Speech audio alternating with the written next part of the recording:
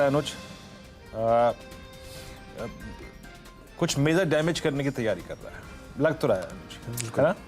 नहीं नहीं बिल्कुल 100% वीरो। इसीलिए सुबह जो हमने एक आज सुबह जो डिस्कशन भी की थी उसमें एक चीज़ बहुत क्लियर थी कि बैंक निफ्टी पे थोड़ा ज़्यादा सैंग्विन व्यू था कंपेयर टू निफ्टी, क्योंकि निफ्टी में आईटी का जो प्रॉब्लम थी वो काफ़ी आज बढ़कर निकल कर आने वाली थी। एक चीज़ आप नोटिस करिए, निफ्टी आईटी और नैस्डैक एकदम मिरर इमेज है, एक मतलब बिल्कुल एक दूसरे को लीड कर रहा है ऑलमोस्ट। और यही एक चार्ट जो पिछले 3-4 दिन में जो नैस्डैक ने मुंह दिखाए हैं ना, वो काफ़ी डिसअपॉइंटिंग है। एक्चुअली अगर वो डायरेक्टर साहब के पास वो प्लेट रेडी हो, जो मैंने आज सुबह जब शो शुरुआत की थी तो मैंने एक चीज़ डिस्कस की थी, फेड की टर्मिनल रेट। ज़रा उसको एक बार वापस समझा देते हैं कि उसका नैस्डैक से क्या लिंक है और उसका निफ्टी आईटी से क्या लिंक है। उसको फंडामेंटली समझना बहुत ज़रूरी है, क्योंकि मूविंग एवरेजेस अपनी तरफ हैं, वो आते जाते रहते हैं, लेकिन फंडामेंटली उसका क्यों इंपॉर्टेंस है उस चार्ट की। वो जो अगर आप नैस्डैक की या निफ्टी आईटी की रैली देखेंगे, वो कॉरेस्पॉन्ड करेगी वो जो टर्मिनल रेट वाला चार्ट था उसमें जब वो प्लेटो हुआ था वीरू। ये जब देखिए आपको पिछले साल की बड़ी डिक्लाइन याद है निफ्टी आईटी और नैस्डैक की, वो तब आ रही थी जब ये टर्मिनल रेट का चार्ट लगातार वन वे ऊपर गया था, सितंबर तक ही ऊपर गया था और उसके बाद एक हल्का सा पॉज लिया और नवंबर तक फिर वापस ऊपर गया था। और ये एग्जैक्टली वो पीरियड था जिसमें निफ्टी आईटी और नैस्डैक ने सबसे ज़्यादा अंडर परफॉर्म किया था। उसके बाद वो फेज़ आया दिसंबर के मिडिल से लेके जनवरी की एंड तक, ये वो फेज़ था जिसमें नैस्डैक और निफ्टी आईटी ने आउट परफॉर्म करना शुरू किया था, क्योंकि मार्केट को लग रहा था कि एटलीस्ट एक रिस्क फैक्टर जो है वो खत्म हो रहा है टर्मिनल रेट की वजह से। जो वैल्यूएशन मिलती है आईटी कंपनीज को, उसका जो रीसेट था वो खत्म हो रहा है, वो वाला फेज़ था। अब ये जो second round of selling start हुई है निफ्टी आईटी और नैस्डैक की, वो जब ये टर्मिनल रेट वापस ऊपर बढ़ने लगा है इसकी वजह से, तो ये क्योंकि अब ये टर्मिनल रेट कहाँ जाकर ठहरेगा। सुबह नीरज जी से भी बात हो रही थी, क्या फेड को लगेगा कि पिछली बार गलती कर दी उन्होंने और इसको कॉम्पनसेट करेंगे इस बार, और ये बहुत शार्पली बढ़ा है पिछले 2 हफ्ते में। जिस तरीके से ये 4.75 से 5.36 तक आया है, इसी ने पूरा का पूरा मूड बिगाड़ा है। इनफैक्ट अब देखिए निफ्टी ने बजट डे लो ब्रीच किया है और 17,353.4 था वो बजट डे लो, और एक रैली आई लेकिन उस रैली में सेलिंग। और अब मिड कैप इंडेक्स देखिए, mid cap index Veeru 400 point नीचे, और एडवांस डिक्लाइन का चार्ट लेकर आइए 1:4 ऑलमोस्ट।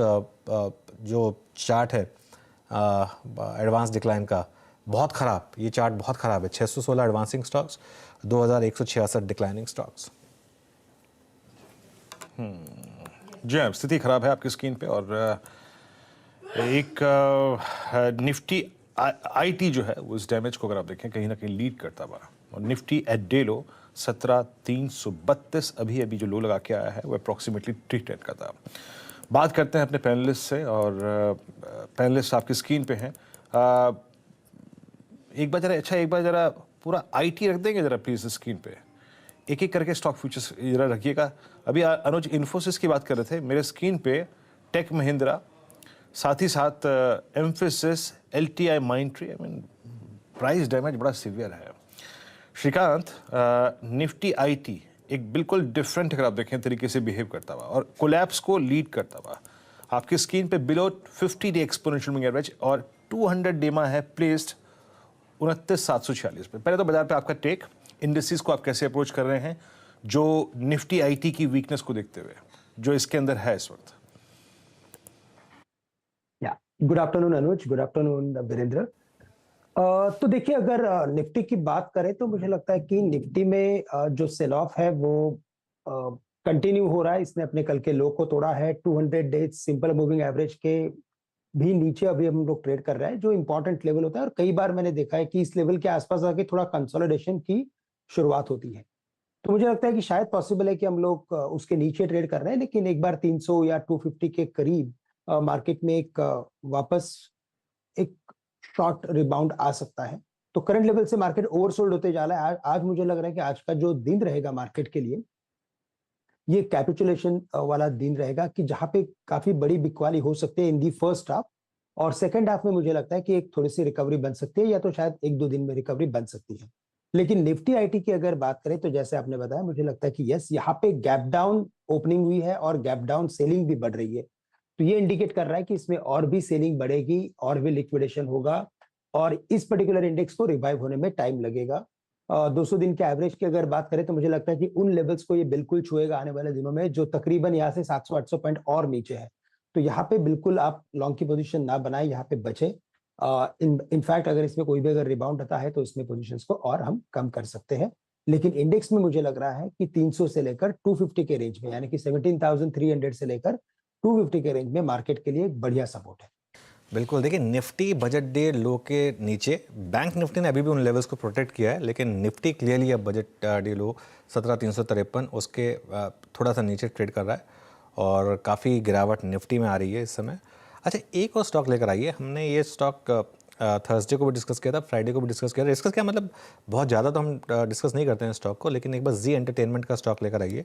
अब इस समय वायदा का टॉप लूज़र है ये 8%, और ये फ्राइडे को ही क्लियर हो गया था जब NCLAT का स्टे आया था। उसके बाद भी स्टॉक में कोई बड़ी रिकवरी नहीं आई थी, लेकिन अब देखिए स्टॉक का भाव 179 रुपये। हमने फ्राइडे को भी डिस्कस किया था कि अगर डील 300 रुपये के हिसाब से हो रही है तो क्यों स्टॉक इतना वीक है, और वो हल्की सी ग्रीन कैंडल बनी है लेकिन उसमें सेलिंग आ गई यहाँ पर, और ये स्टॉक इस समय काफ़ी वीक हो रहा है।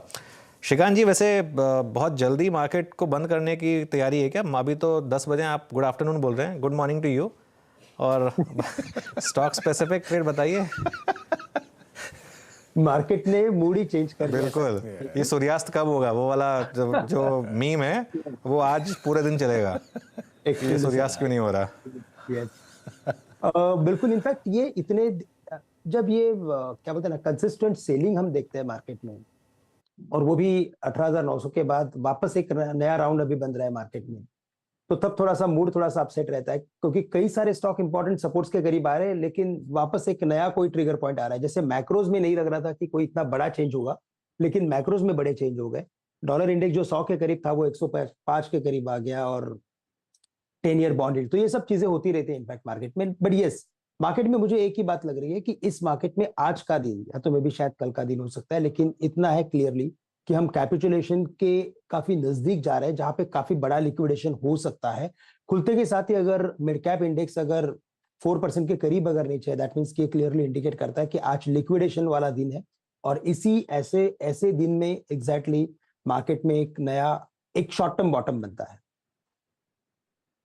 बहुत अच्छी बात कही है आपने। आज शायद एक शॉर्ट टर्म बॉटम मार्केट बनाने की कोशिश करें। जिस तरीके से आज कैपिटुलेशन है मार्केट में, मिड कैप इंडेक्स में जिस तरीके का कैपिटुलेशन है, 1:4 मार्केट ब्रेड्थ है, शायद मार्केट एक कैपिटुलेशन की तरफ जा रहा है, लेकिन देखते हैं ये लेवल्स सस्टेन होते हैं या नहीं होते हैं। चलिए गाबा सर, आपका व्यू क्या होगा इस ब्रेकडाउन को लेकर और आपकी फ्रेश ट्रेड्स इस समय की?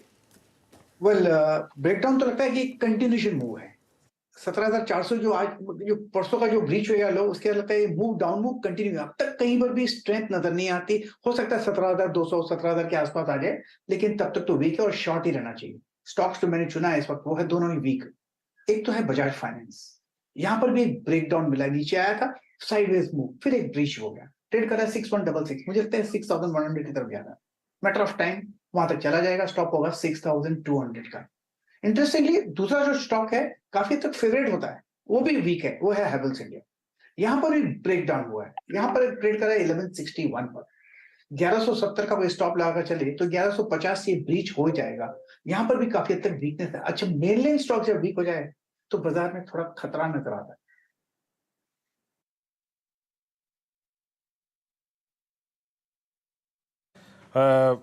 अब स्वाति जी, आपकी 2 call conviction trade. Yes, even the market correct कर रहा है काफी, मुझे लगता है यहाँ से लिटिल बिट हमें पुल बैक रैली देखने मिलेगी फ्रॉम द लो टुवर्ड्स 70,270 के आसपास लो बना के हम एक टर्न अराउंड देख सकते हैं, क्योंकि 200 डीएमए के आसपास ही चल रहा है। नो वंडर इंट्राडे ब्रेकडाउन दिया है, फिर सेकंड हाफ में मैं रिकवरी देखती हूँ।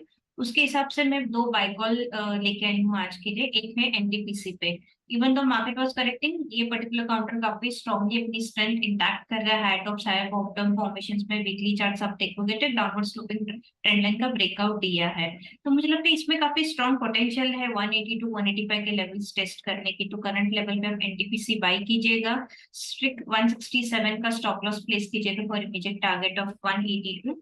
Second by call is on GSPL. GSPL भी अब लास्ट अगर 10 दिन का भी चार्ट देखोगे और या ओवरऑल 1 मंथ का चार्ट देखोगे तो भी इसका पैटर्न काफी स्ट्रॉन्ग है, 20 डीएमए के ऊपर वेल सस्टेन है। ऑल्सो द इंटरेस्टिंग फैक्ट कि बॉलिंग का बैंड के अपर बैंड में ट्रेड कर रहे हैं, काफी अच्छे मोमेंटम पिकअप कर रहे हैं विद वॉल्यूम्स। तो मुझे लगता है इसमें भी काफी स्ट्रॉन्ग पोटेंशियल है 295 टू 300 के लेवल्स टेस्ट करने की। तो जीएसपीएल करंट लेवल पे बाय कीजिएगा, 275 का स्टॉप लॉस प्लेस कीजिएगा पर इमीडिएट टारगेट ऑफ 295। ओके, चलिए एक बार ज़रा स्टॉक वापस लेकर आइए एम्फेसिस का। एम्फेसिस में एक काफ़ी सेलिंग इस समय, इनफैक्ट आईटी के टॉप लूजर्स में अब एम्फेसिस शामिल है। सुबह जो सीधा सौदा की टीम थी उसमें ये इसको सेलेक्ट किया गया था नीरज जी ने, और उसका कारण था जो सिटी ने एक सेल कॉल दी और काफ़ी अग्रेसिव डाउनवर्ड टारगेट है 1705 का।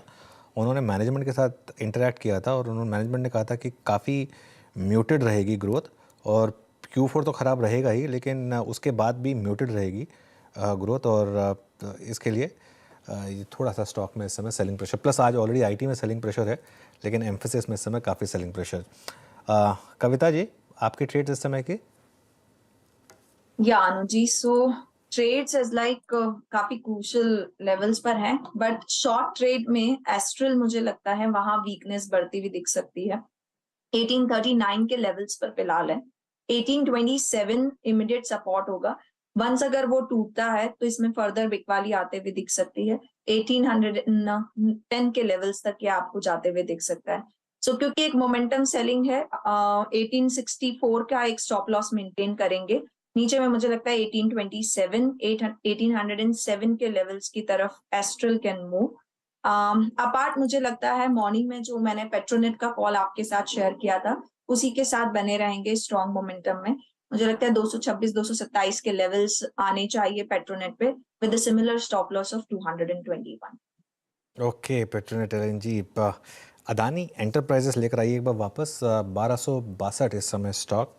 और देखिए लगातार इसकी बात हुई थी पिछले 3-4 दिन में, वो जो हम क्लोजिंग बेसिस कंसिडर करते हैं, जिस दिन उसने वो इंट्राडे लो में 1000 बनाया था, उस दिन का क्लोज जिस दिन इसने ब्रीच किया था उसके बाद इसमें लगातार एक डिक्लाइन आपने देखी वो रिकवरी हुई।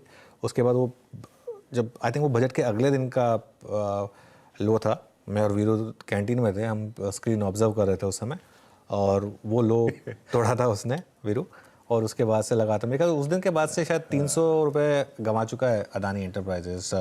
उस दिन का लो ब्रीच होने के बाद, उस दिन का लो तो नहीं ब्रीच हुआ, उस दिन का क्लोज ब्रीच होने के बाद, उसके लिए क्लोजिंग लेवल्स की सिग्निफिकेंस बहुत होती है। इंट्राडे में मार्केट कई बार पैनिक में कुछ भी कर लेती है, लेकिन क्लोजिंग लेवल पर उस दिन जो ब्रीच हुआ उसके बाद लगातार डिक्लाइन। 7 दिन का चार्ट देखिए, 27% का मूव आ चुका है इस समय इस स्टॉक में। चलिए, मेरे ख्याल ट्रेड सारी हो चुकी हैं या शायद, अच्छा श्रीकांत की ट्रेड्स रह गई हैं अभी। श्रीकांत जी, आपकी ट्रेड्स रह गई हैं स्टॉक स्पेसिफिक। यस सरोज, देखिए मुझे लग रहा है कि बजाज फाइनेंस ये एक स्टॉक ऐसा है कि जो मार्केट के फॉल के साथ ऑलवेज एक पैरेलल ट्रेंड दिखाता है। अगर मार्केट गिर रहा है तो ये भी गिरता है, बढ़ता है तो बढ़ेगा। लेकिन करंट लेवल से मुझे लगता है कि इसमें और वीकनेस बन सकती है। ये स्टॉक वापस एक बार 6000 के करीब जा सकता है। 6150 के करीब ट्रेड कर रहा है। शॉर्ट करके चले, 6180 का स्टॉप लॉस रखे 6000 के टारगेट के लिए। और साथ ही साथ मुझे लगता है कि HCL टेक्नोलॉजीज, जहां पे एक कंसिस्टेंट वीकनेस नजर आ रही है, ये स्टॉक और गिर सकता है, तकरीबन 1050 के करीब जा सकता है। 1080 के करीब ट्रेड कर रहा है, तो 1095 के स्टॉप लॉस के साथ HCL टेक्नोलॉजीज को भी शॉर्ट करके चलिए। ओके, देखिए हमने SRF की बात छेड़ी थी, और एक बार आप जरा UPL भी लेकर आइए इंट्राडे चार्ट पर। UPL इस समय 718 पर, वो केमिकल बास्केट में खैर क्लियरली वीकनेस बढ़ रही है यहाँ पर। एक बार जरा UPL, गाबा जी आप ट्रैक करते हैं स्टॉक को, जरा एक बार इसका चार्ट देखकर बताइए। वेल, UPL का जो चार्ट है इसके हिसाब से लगता है कि ये जो मूव है ये काफी वीक है। आज ब्रेकडाउन मिला है, ट्रेड करा है 715। नेक्स्ट लॉजिकल टारगेट 700 का है। इसमें रैलीज पे लेके बेचना चाहिए, लेकिन स्टॉप थोड़ा डीप चाहिए। टॉप का 727, लेकिन 700 एक बार पहुंचे, शायद 690 भी पॉसिबल है तो वीक। जो वीकली बार है उसमें एक ड्रॉप है like a stone. UPL week. Okay, देखिए अब मार्केट में वीकनेस बढ़ रही है, और अब तो इवन बैंक निफ्टी भी पार्टिसिपेट कर रहा है। हालांकि बैंक निफ्टी ने अभी भी मॉर्निंग लो प्रोटेक्ट किया है, लेकिन वो जो हायर लेवल था वहाँ पर एक सेलिंग आई। और देखिए इंट्राडे रैलीज जो हैं वो बेस्ट अपॉर्चुनिटी दे रही हैं सेलिंग के लिए मार्केट में। गैप डाउन पर ना सेल करें लेकिन रैली पर सेल करें, ये एक अप्रोच है आपके लिए। 400 पॉइंट मिड कैप इंडेक्स नीचे और कहीं छुपने की जगह नहीं है। अब एकमात्र स्टॉक जहां पर थोड़ी छुपने की जगह मार्केट दे रहा था वो था ICICI बैंक। एक बार उसका भी इंट्राडे चार्ट लेकर आइए। और निफ्टी IT तो अब ऑलमोस्ट 700 पॉइंट के डिक्लाइन अप्रोच कर रहा है और 29,856, मेरे मुंह से बाबा 39 निकल जाता है, 29,856। 200 डे सिंपल मूविंग एवरेज इसका अब यहाँ से एग्जैक्ट 1000 पॉइंट नीचे 28,864 पर। मैं ये नहीं कह रहा कि वहाँ जाएगा, लेकिन वीकनेस काफ़ी है यहाँ पर। और अब इस घंटे के अगर आप लूजर्स देखेंगे तो उसमें मेटल स्टॉक्स, IT स्टॉक्स और ऑटो स्टॉक्स। लेकिन अब इशू ये है, बहुत से लोगों ने पूछा है कि चलिए ये तो बात हो गई ट्रेडिंग की, इन्वेस्टर्स को क्या करना चाहिए, क्योंकि इन्वेस्टर्स को भी इस साल काफ़ी एवेन्यूज़ मिल रहे हैं। फिक्स इनकम ऑलरेडी काफ़ी फ्लोज अपनी तरफ अट्रैक्ट कर रहा है। एक्विटीज से काफ़ी रिटेल क्लाइंट्स एक्विटी छोड़कर फिक्स इनकम की तरफ जा रहे हैं या ट्रेडिंग की तरफ जा रहे हैं। लेकिन जो इन्वेस्टर्स हैं उनका ट्रस्ट मार्केट में रहना चाहिए, इन लेवल्स पर और बाय करना चाहिए, क्या बाय करना चाहिए, ये सब बात कर लेते हैं। टाटा म्यूचुअल फंड के CIO एक्विटीज़ राहुल सिंह जुड़ गए हैं अब हमारे साथ। राहुल जी गुड मॉर्निंग और समय देने के लिए शुक्रिया। तो काफ़ी रिटेल इस समय थोड़ा सा घबराया हुआ है मार्केट को लेकर और काफ़ी लोगों को लग रहा है कि फिक्स इनकम जो ऑलरेडी 7-7.5% रिस्क फ्री दे रहा है उसमें क्यों ना जाया जाए कंपेयर टू एक्विटीज़ जहां पर इतनी वॉलेटिलिटी है। आपका क्या व्यू होगा? नहीं, आई थिंक ये साल जो है इसमें दो चीज़ें हो रही हैं। एक तो इंटरेस्ट रेट की वजह से जो इक्विटी वैल्यूएशंस पे प्रेशर बढ़ रही है, वो जो हमने एक्सपेक्ट भी की थी और वो हो भी रही है, वो धीरे धीरे हो रही है। कभी वो एक्सटेट हो जाती है, कभी धीरे धीरे होती है। लेकिन अगर आप देखें 6 महीने या पिछले 9 महीने देखें तो एक तरीके से वो एक प्रोसेस चल रहा है और हो सकता है 6 महीने और वो प्रोसेस चले। और इस दौरान इंटरेस्ट रेट आपको डेट प्रोडक्ट्स में भी इंटरेस्ट रेट जो आज मिल रही है वो 1.5 साल पहले के हिसाब से कम 2% आपको एडिशनल यील्ड मिल रही है, 1.5 से 2%। सो कहीं ना कहीं ये साल जो है ये रिस्क मैनेज करने का साल है, क्योंकि इकॉनमी में जो चेंजेस हो रही हैं, कंजम्पशन से इन्वेस्टमेंट की तरफ इकॉनमी जा रही है, ये सब काफ़ी पॉजिटिव हैं। मीडियम टर्म लॉन्ग टर्म में देखें इक्विटी मार्केट्स के लिए काफ़ी पॉजिटिव डेवलपमेंट्स हैं। लेकिन क्या है कि ये साल वर्ल्ड में इतनी चेंजेस हो रही हैं कि आपको ये दौर से हमें गुजरना पड़ेगा। और इस दौर में गुजरने का मतलब ये है कि मार्केट इस तरीके से साइडवेज मूव हो या वैल्यूएशंस एक बार नॉर्मलाइज हो जाएं, जो कि अब हो रही हैं, तो फिर हम एक नए सिरे से इसमें कॉल ले सकते हैं। तो ये साल जो है इक्विटी से बहुत दूर रहने का भी नहीं है, लेकिन हाँ इसमें रिस्क मैनेज करने की बहुत अहमियत बढ़ जाती है। और उस हिसाब से मैं बोलूँगा कि एसेट एलोकेशन बहुत ज़्यादा इंपॉर्टेंट हो जाता है कि आप डेट में कितना रखें, इक्विटी में कितना रखें, आपकी रिस्क एपेटाइट कितनी है।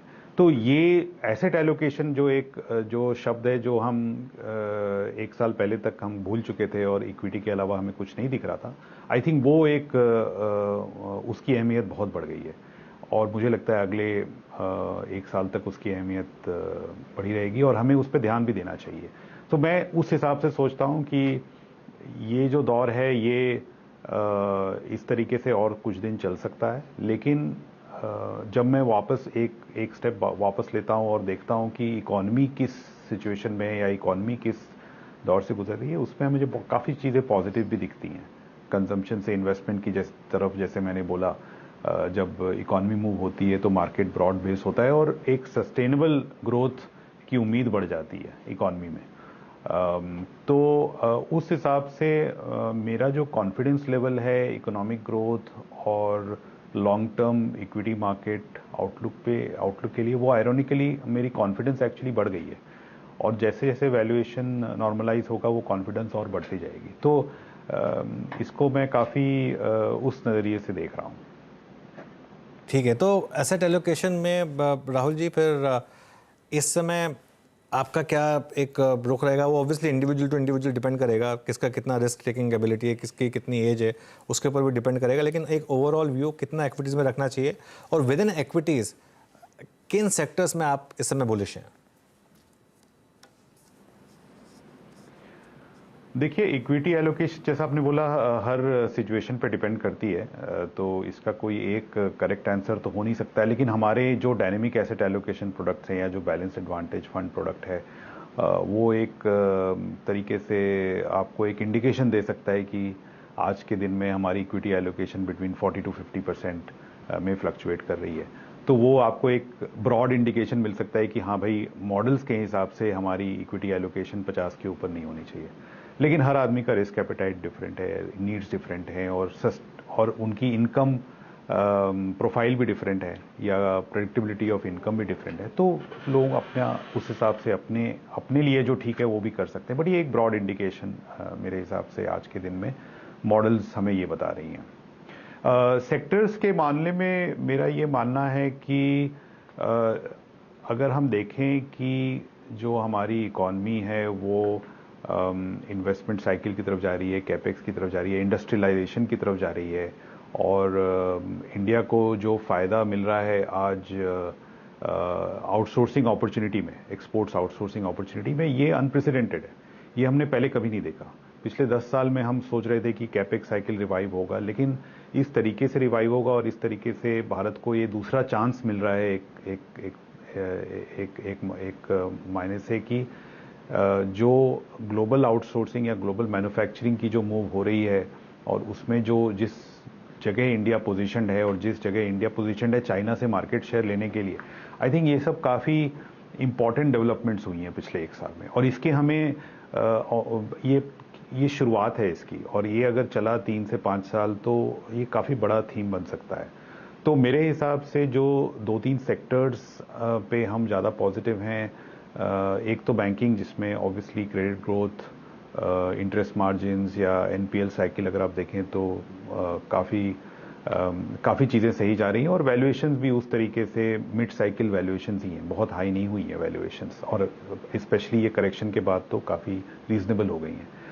दूसरा जो मैंने बोला, manufacturing sector, industrial sector, capital goods, ये जो एक बड़ा सेक्टर है, बट इसमें आपको लार्ज कैप्स में स्टॉक्स नहीं मिलती हैं, इसमें आपको मिड एंड स्मॉल कैप्स में ज़्यादा स्टॉक्स मिलती हैं। तो मार्केट, जैसा मैंने बोला, इसलिए मुझे लगता है कि ब्रॉड बेस होगा, क्योंकि अगर इन सेक्टर्स में आपको पार्टिसिपेट करनी है, जैसे कैपिटल गुड्स हो गया, मैन्युफैक्चरिंग एंड इंडस्ट्रियल प्रोडक्ट्स, ये आपको इसमें मिड एंड स्मॉल कैप में काफ़ी अपॉर्चुनिटीज़ मिलेंगी।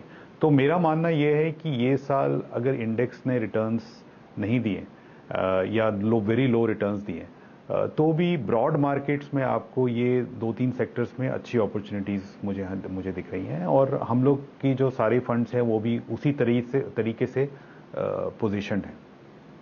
इसके अलावा देखिए, आईटी एक स्टेबल सेक्टर हो गया है। जिस तरीके से हमें लग रहा था कि जो ग्लोबल स्लोडाउन है उसका काफ़ी ज़्यादा असर पड़ेगा और काफ़ी जोर से असर पड़ेगा, उतना असर नहीं दिख रहा है अभी हमें अपनी कंपनीज पे। तो एक तरीके से ये मैं समझूंगा कि ये सेक्टर एक स्टेबल सेक्टर हो गया है, ऑल्दो वैल्यूएशंस थोड़े बढ़ गए हैं, अभी थोड़े बाउंस बैक हो गए हैं, बट विजिबिलिटी इतनी बुरी नहीं है जितनी कि हमें लग रही थी 3 महीने पहले। तो ये एक हमारा इस तरीके का रवैया है सेक्टर्स में। कंज्यूमर सेक्टर में थोड़ी स्लो डाउन है, स्पेशली जो अर्बन सेक्टर जो बहुत फास्ट ग्रो कर रहे थे वहाँ थोड़ी स्लो डाउन है, लेकिन रूरल शायद रिकवर हो जाए। तो कंजम्पशन में कभी हार कभी जीत वाला हिसाब किताब है, एंड आई थिंक उसमें हमें स्टॉक स्पेसिफिक ज़्यादा ध्यान देना पड़ रहा है। सेक्टर ओवरऑल सेक्टर कॉल लेना उसमें ज़्यादा मुश्किल है, स्टॉक स्पेसिफिक कॉल उसमें ज़्यादा हो रहा है। सेम फार्मा में भी सेम सिचुएशन है। तो ये एक सेक्टोरल, ये एक ब्रॉड मतलब व्यू हमारा जो है और हम जो फॉलो कर रहे हैं टाटा म्यूचुअल फंड में, वो मैं आपको बताना चाहता था। अच्छा राहुल सर, आपने हर बिंदु पे यहाँ पे अगर आप देखें बात की। आज सुबह मैं और अनुज हम काफ़ी समय से बात कर रहे हैं कि 2020 में, 21 में और इनफैक्ट 22 में रिटेल पैसा जो भारत में आया उसने हमारे डाउनसाइड को रिस्ट्रिक्ट किया। लेकिन मैं पिछले 6 महीने से 7 महीने से जो चीज़ विटनेस कर रहा हूँ, मोह गोल्ड का, और आप यकीन मानिए सर, दिल्ली एनसीआर में तो 7-7, 8-8 करोड़ के फ्लैट दो दिन में पूरी बिक जा रहे हैं। क्या थोड़ा सा इक्विटी की तरफ फ्लो कम हुआ है और गोल्ड की तरफ या फिर रियल एस्टेट की तरफ जा रहा है? कुछ ऐसी आपको इंडिकेशंस मिल रहे हैं क्या? नहीं, सही बात है, बिकॉज अगर आप देखें गोल्ड का या रियल एस्टेट का लास्ट 10 साल का परफॉर्मेंस तो कुछ रहा नहीं है। तो उस हिसाब से एक हेज के बेसिस पे या इंश्योरेंस के बेसिस पे हार्ड एसेट्स या गोल्ड या फिजिकल एसेट्स की वैल्यू जो है थोड़ी तो बढ़ जाती है इस सिचुएशन में, स्पेशली जब इन्फ्लेशन बढ़ रहा है और जब आपको इतने सारे रिस्क हैं इकोनॉमी में या ग्लोबल इकोनॉमी में स्पेशली और इंटरेस्ट रेट में। तो गोल्ड की जगह तो है इस सिचुएशन में। एंड इसलिए जो मैं बोल रहा था, मैंने जो शुरू में बात की एसेट एलोकेशन की, हालांकि हमने ज़्यादा बात की इक्विटी और डेट की क्योंकि मुझे ज़्यादा वही समझ में आता है, लेकिन गोल्ड और रियल एस्टेट भी उसका एक हिस्सा है। हम फाइनेंशियल मार्केट्स के हिसाब से सोचते हैं तो हम ज़्यादा इक्विटी और डेट के बारे में बात करते हैं, लेकिन गोल्ड की एक जगह है आज के दिन में मार्केट में, क्योंकि एक छोटा सा एक रिस्क ये है कि मान लीजिए अगर ग्लोबली रिसेशन थोड़ी ज़्यादा शार्प होती है तो उसमें हमारे पास छुपने की जगह कम होती है। तो गोल्ड एक आपको एक इंश्योरेंस पॉलिसी की जैसा काम कर सकता है उस सिचुएशन में।